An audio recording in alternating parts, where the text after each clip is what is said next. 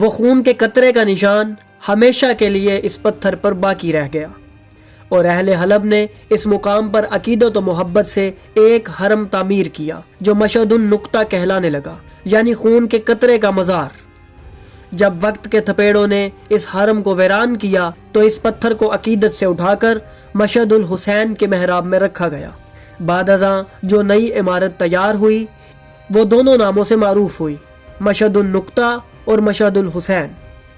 इस हरम की बुनियाद एक ऐसे लम्हे पर है जो सिर्फ इमाम हुसैन अलैहिस्सलाम के खून से नहीं बल्कि जुल्म के खिलाफ बगावत के अहद से कायम है।